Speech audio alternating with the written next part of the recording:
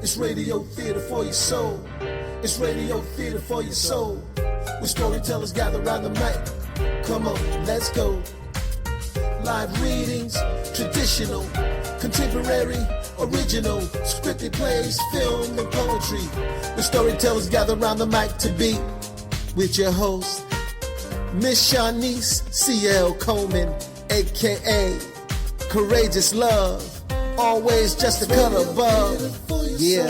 Radio theater for your soul. It's radio theater for your soul. Yeah. Where storytellers gather around the mic. Storytellers. Where storytellers gather around the mic. Where storytellers gather around the mic. Tell your stories. Where storytellers gather around the mic.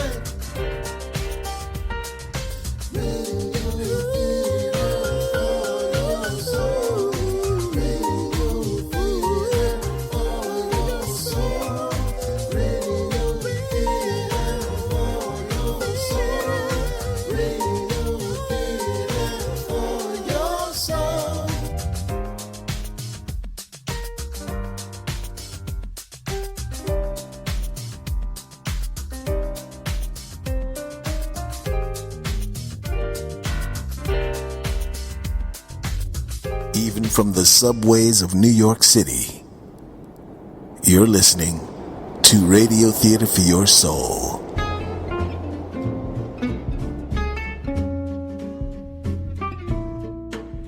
Hello, Radio Theater for Your Soul audience. Thank you so much for tuning in and welcome to Season 10. The Spring Series 2023 of my radio show. My name is Shanice C.L. Coleman, also known as Courageous Love, and I am your host who will be gathering with the storytellers around the mic weekly. Storytelling is a gift. It is meant to be shared, and we will continue to provide the platform for storytellers of all genres of storytelling. So, I'm going to tell you what Radio Theater for Your Soul is really all about. Yeah! Tell me about it. Break it down. Okay, I'll tell you. In a nutshell, it's all about storytelling and storytellers, featuring unique voices, the written and or unwritten words during this broadcast, podcast, episode, show, whatever you prefer to call it. I call it internet radio, a gathering place around the mic that virtually represents a gathering place around the baobab tree, where all kinds of stories continue to be shared. So please stay tuned. Gathering around the mic to share their voice and another great story is another great featured storyteller. Enjoy. You're listening to Radio Theater for Your Soul, where storytellers gather around the mic. Warning. Did you know the United States of America is the world's leader in prison population, and more than 1 in 3 young black men without a high school diploma are in those prisons? This is a prepaid call from Bishop, a prisoner at the Michigan Department of Corrections, Parnell Facility. Hello, my name is Terrell Bishop. I'm currently incarcerated in the state of Michigan. I can be reached at inmate number 619-748 over jpay.com.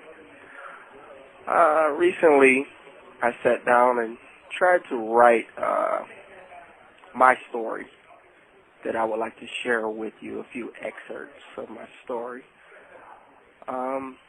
It's enlightening. I'll start out with a small portion of chapter 1. This chapter is called, the title of the book is actually after me, it's named after me, it's Terrell Bishop. This is chapter 1, it's called Detroit Shake Me. My name is Bishop. This is also my last name. Yes, everyone calls me Bishop. My father went by this name, so it's an honor for me. I grew up in southwest Detroit, a melting pot of African Americans, Hispanics, and Caucasians. My father was born in 1907. My mother was born in 1947. They got married in 1967, and I was born in 1977. I was the final piece of my father's legacy. According to my mother, I was his everything. My father, Bishop, or Bish as his friends referred to him as, died in 1980 on our front porch of a heart attack shortly after giving boxing lessons. His death happened right in front of me, and my almost 3-year-old brain had a hard time comprehending what was going on. I watched as my mother attempted to save him. Shortly after my father's death, my mother and I moved to a nearby housing complex called Fountain Court Cooperative. This is where my real memory started. It was my mother, her mother, my grandmother, and me in a 3-bedroom townhouse. By this time, I was, let's say 4 years old. My memories started kicking in a little, and started living life a little bit. My mother was a full-time college student. I was in private school, and I was a full-time karate student, being trained by one of the best in the world, Grandmaster Willie Adams of Ishinru Karate. So my childhood was great. I was well taken care of by a loving mother and grandmother who provided me with all the tools I needed to make the best of my life. Yes, the Southwest Detroit neighborhood that we lived in was full of ruffians. So by the time I graduated high school, I had lost several childhood friends. Ricky Sampson, Evan Crosswright, one of my best friends who was lost to the streets when I was probably in the 11th grade named Charlie Higgins. I like to call him one of the founding members of a popular Detroit rap group and cartel called the Street Lords. Rest in peace, Charlie, Conrad, Fat Mike, Darnell, a.k.a. Blaze Icewood, just to name a few. Growing up among such intractable violence and chaos, I developed a duality within myself. You had the 16-year-old disciplined black belt, spoiled by a loving mother and grandmother. Then you had the other me, who understood the art of the hustle and had witnessed many tragedies and other events that created this other me. So I navigated these two worlds almost perfectly, I'll say, with almost perfect precision.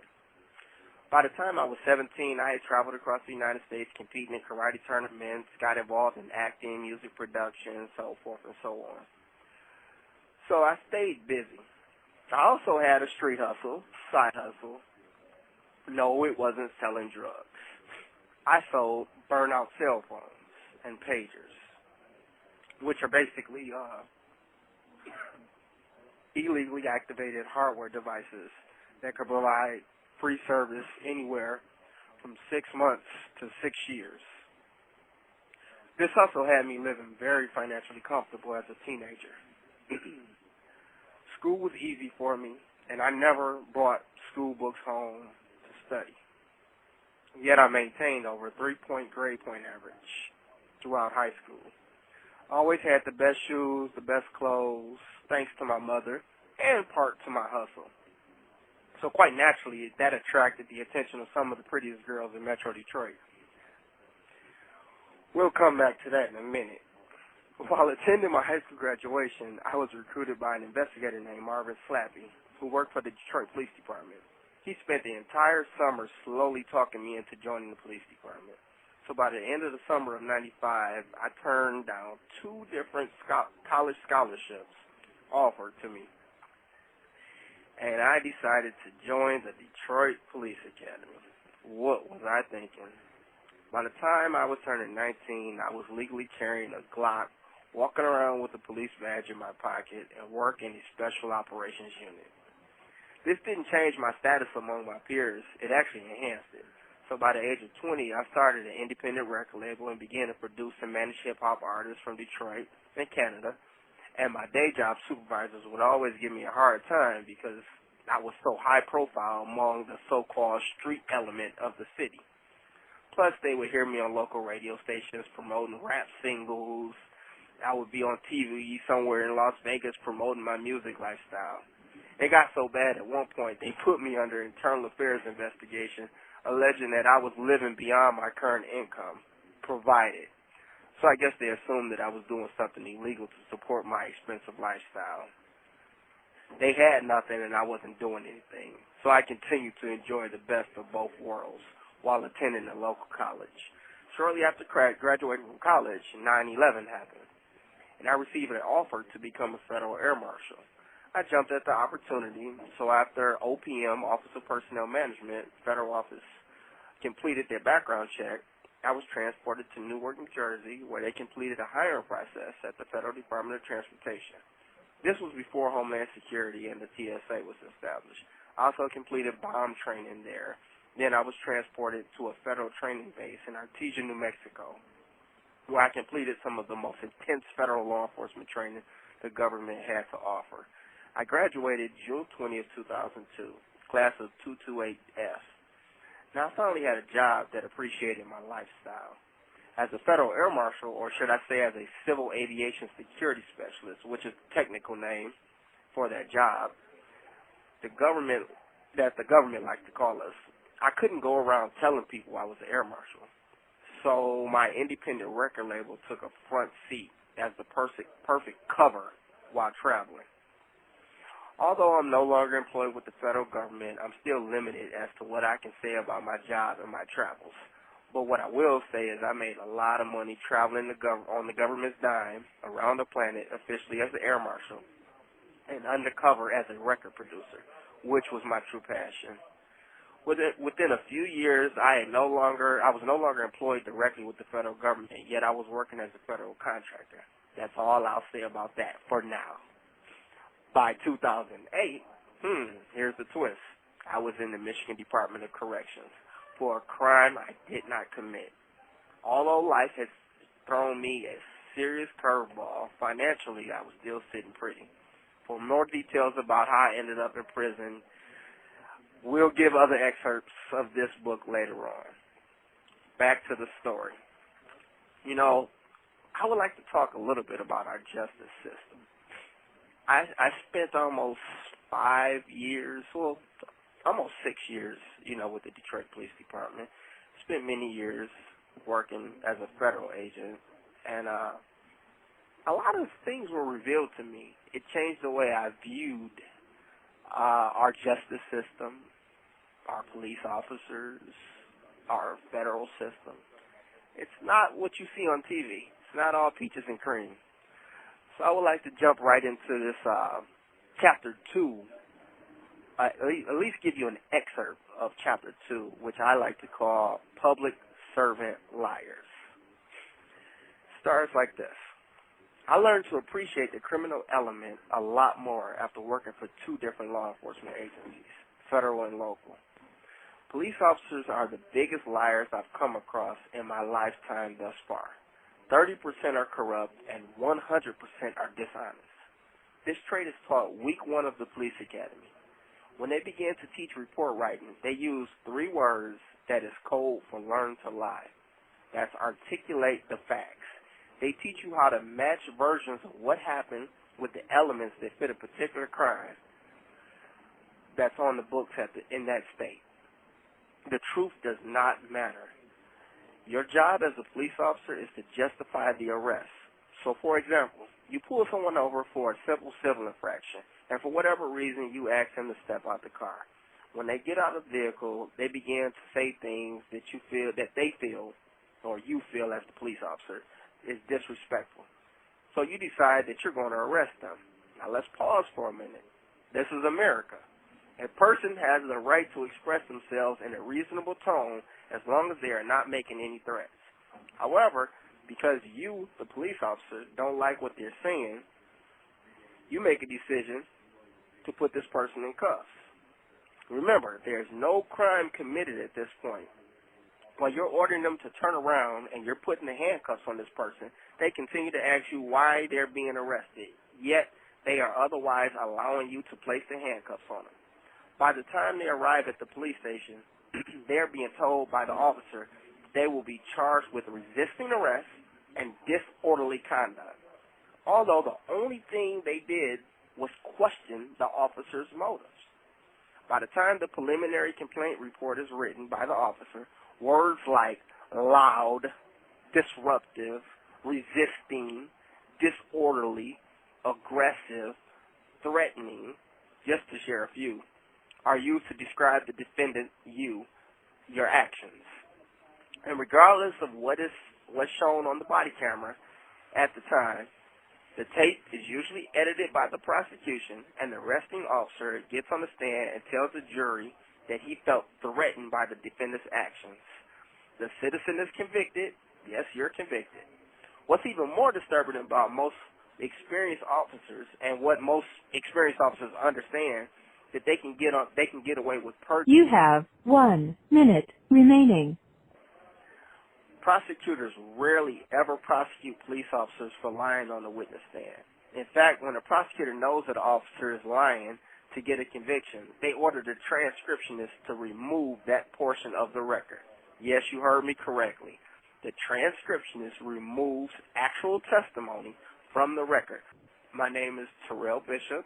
619-748 is my prison number. I can be reached on jpay.com, State of Michigan, Department of Corrections. So you want me to call back whenever I can? Thank you for using GTL. Warning. Did you know the United States of America is the world's leader in prison population, and more than 1 in 3 young black men without a high school diploma are in those prisons? This is a prepaid call from Bishop, a prisoner at the Michigan Department of Corrections, Parnell Facility. Hello. Once again, this is Terrell Bishop calling from the Michigan Department of Corrections phone system. So please forgive me if this is kind of broken up into sections because, it's kind of rough calling in from the prison phone system. But my name is Terrell Bishop once again. My prison number is 619-748. You can reach me on jpay.com, State of Michigan Prison System. I'm giving this information. This is a book that I wrote, and I want to give you excerpts from this book. I've been incarcerated twice by the state of Michigan for crimes I absolutely did not commit. I have over 4 different innocence clinics currently working on my case. I do have an outdate of June of 2024. However, I've been in prison a total of 13 years. So they're waiting towards the end to possibly get me out and exonerate me. But I do need the listeners, I need your support, I need your help. Just spread this word. And this is information I feel that could benefit everyone if you're ever caught in a situation like this. Because my background is law enforcement prior to coming to prison, I would like to share this with you. So I'm going to start back out with this chapter 2. Where we left off, we were speaking about how it's so easy for a citizen to get arrested for resisting and obstructing or disturbing the peace. So after you're convicted, this is where we left off at. Once you're convicted, the most disturbing part is that an officer can get on the stand. He can perjure himself without worry. Prosecutors rarely, if ever, prosecute police officers for lying on the witness stand. In fact, when a prosecutor knows that an officer is lying to get a conviction, they order the transcriptionist to remove that portion of the record. They change the testimony. Once it's been stated in front of the jury, so the jury hears it, and it's loud and clear to the jury. When you get to jail or you get to prison and you file for an appeal on your conviction based on the fraud or the perjured testimony, and you receive the transcripts, the record has been erased, that portion. So all of the misconduct, all of the perjury, all of the lies, all the false evidence that was submitted during trial, it's no longer in the record. And this is a regular practice. Michigan Circuit Court judges, prosecutors, transcriptionists are notorious for this. So police officers here in Michigan, and probably all over the country, feel free to lie in court all of the time because they understand that it will be heard by the jury but not documented in the record. Places like Oakland County, Michigan, Wayne County Circuit Court, which is the Detroit area in Michigan, will go so far as having the judge seal the recordings if you request them. in order to protect their little secrets. They'll tell you, hey, contact the transcriptionist. And when you do that, they'll tell you, oh, we lost the recordings or we destroyed them. Only thing we have is our typed notes. This is why so many innocent people sit behind bars for crimes they did not commit. The system is rigged. Please, believe me, hear me, and listen to me. The system is rigged. This level of corruption I witnessed was not limited to Detroit police officers. I've worked Joint Police Task Force and watched as officers in Southville, Michigan, and Oakland County Sheriff's Department stole over $100,000 from a suspected drug dealer. And when you attempt to report this as the so-called good officer, this type of misconduct, well, you know what happens. They get rid of you. They split up the money, they fabricate the reports, and you're somewhere shipped off to a corner desk working or a midnight shift at a precinct, and nobody wants to work with you again. You're an outcast. I've experienced this type of corruption at a very young age.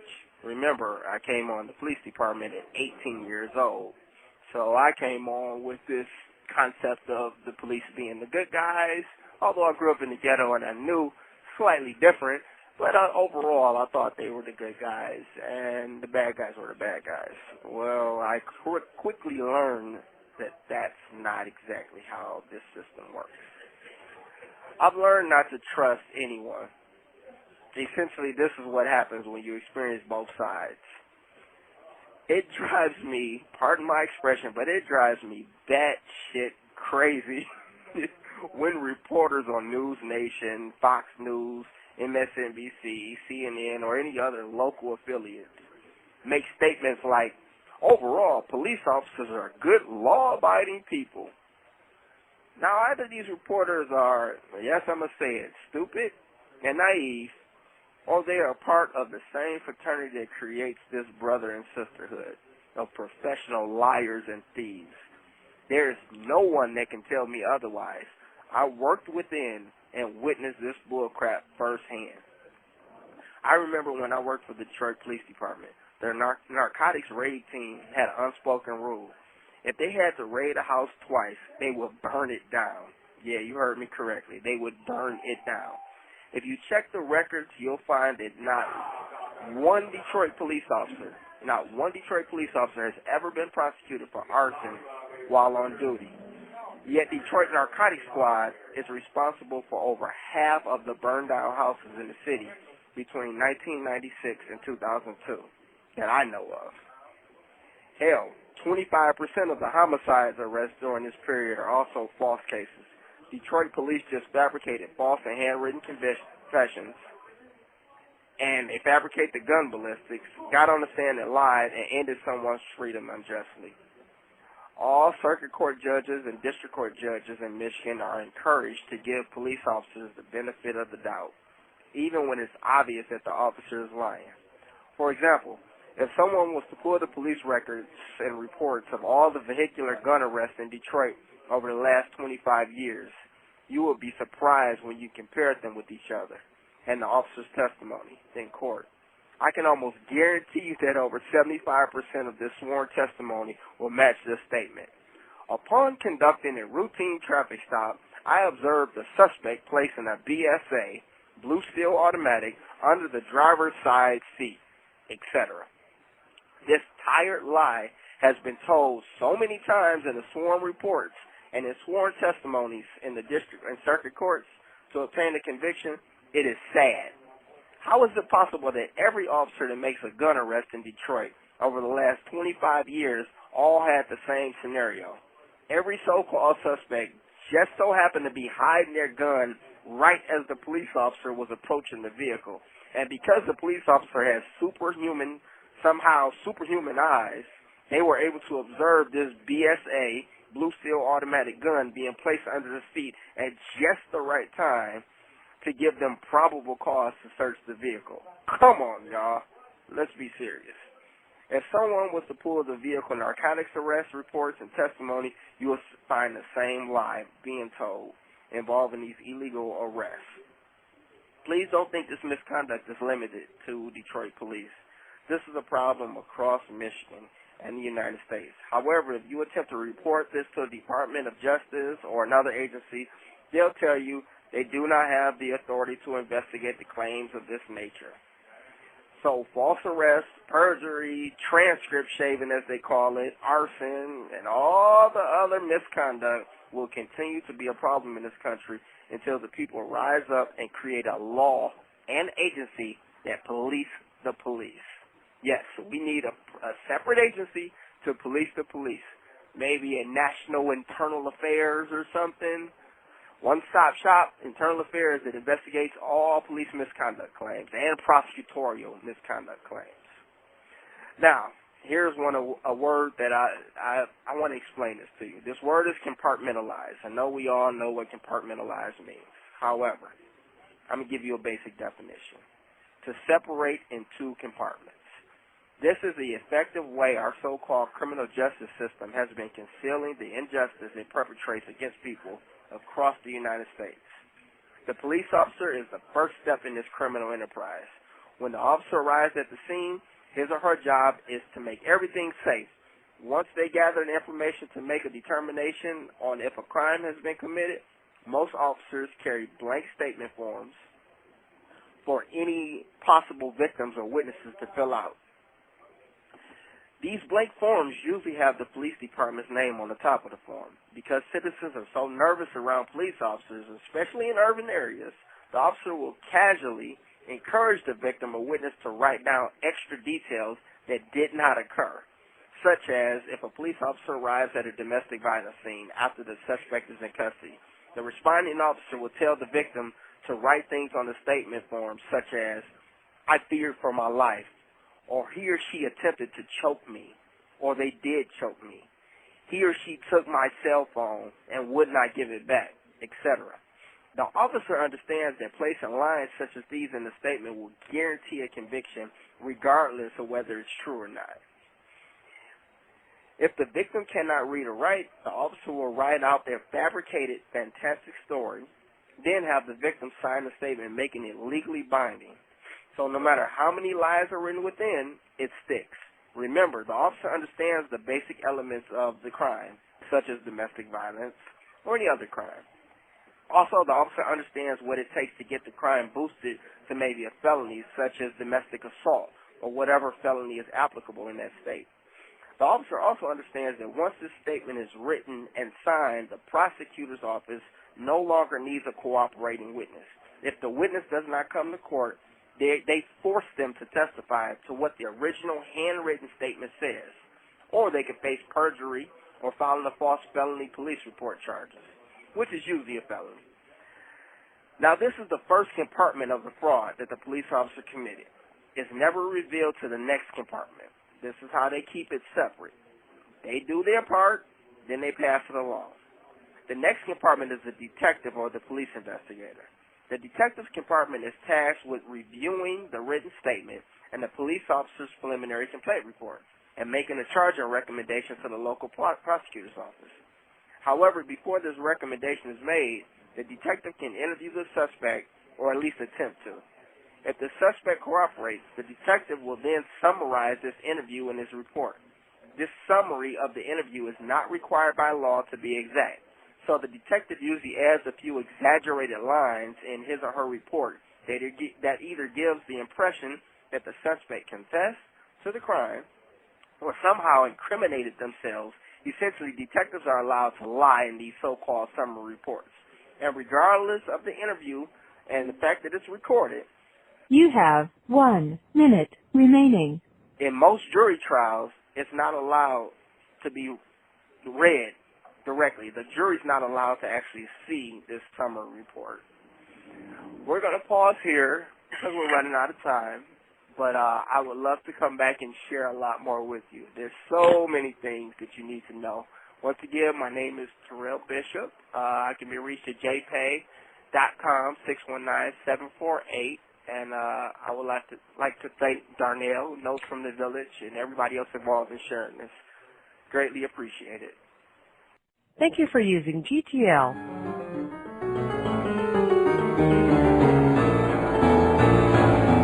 Warning. Did you know the United States of America is the world's leader in prison population, and more than 1 in 3 young black men without a high school diploma are in those prisons.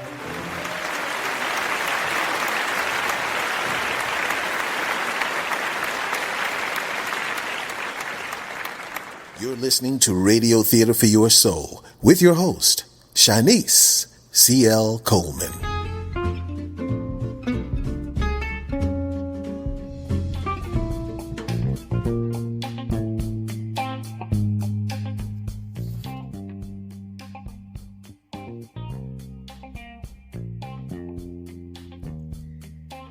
Thank you to featured storyteller and author, Mr. Terrell Bishop, with his story to tell. Also, thank you to Dr. Darnell Ishmael and his outreach ministry, Notes from the Village, amplifying the voices of caged humanity, advocating for the just cause of incarcerated men, cultivating hope.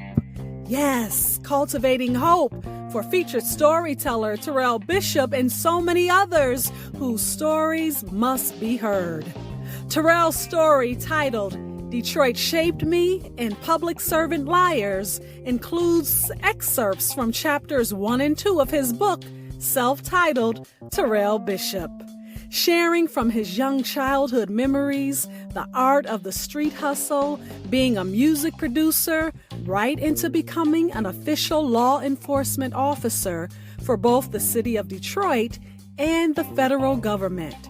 Terrell Bishop now finds himself incarcerated in the state of Michigan for over 13 years for a crime he maintains he did not commit. If you or someone you know would like to support Terrell A. Bishop and or his case, if you're an attorney or an activist or you know someone who is, please connect directly with featured storyteller Terrell Bishop. I can be reached at jpay.com 619-748. and or please contact Dr. Darnell Ishmael via Notes from the Village website, which is NFTV.online. Notes N-F from the TV Village. That's NFTV.online. www.nftv.online. Your support and effort is greatly appreciated. Now, if you missed any part of featured storyteller Terrell A. Bishop's story, titled Detroit Shaped Me and Public Servant Liars, please go back and listen anytime, right here on Radio Theater for Your Soul, as often as you like and wherever you listen to podcasts. You can also easily listen on our website at radiogathering.wixsite.com/radiogathering/podcast. And please remember to follow, subscribe, and like Radio Theater for Your Soul at Radio Gathering on Facebook, Twitter, Instagram, and YouTube, where you will continue to find all kinds of stories and all kinds of storytellers who gather and share in all kinds of storytelling. Listeners, it's week 2 of season 10, the spring series, and we are excited that you have joined the gathering. Thank you again to our featured storyteller today, Mr. Terrell Bishop, and Dr. Darnell Ishmael and Notes from the Village for bringing this story to Radio Theater for Your Soul. And finally, I sign off weekly with a poem, or what I call a poetic offering. The truth does not matter. The system is rigged.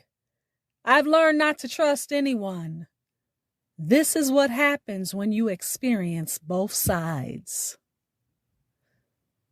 That poetic offering is extracted quotes from today's featured storyteller, Mr. Terrell Bishop. This is Radio Theater for Your Soul where storytellers gather around the mic. I am your host, Shanice C.L. Coleman, also known as Courageous Love. Thank you to the Most High God. Thank you to my family, friends, ancestors, and you. Thank you so much for listening. It's radio theater for your soul. It's radio theater for your soul. Where storytellers gather around the mic. Come on, let's go. Live readings, traditional, contemporary, original, scripted plays, film, and poetry. Where storytellers gather around the mic to be with your host, Miss Shanice C.L. Coleman, a.k.a. Courageous Love. Always just a cut above. Yeah. Radio theater for your soul. It's radio theater for your soul. Yeah. Where storytellers gather around the mic. Storytellers.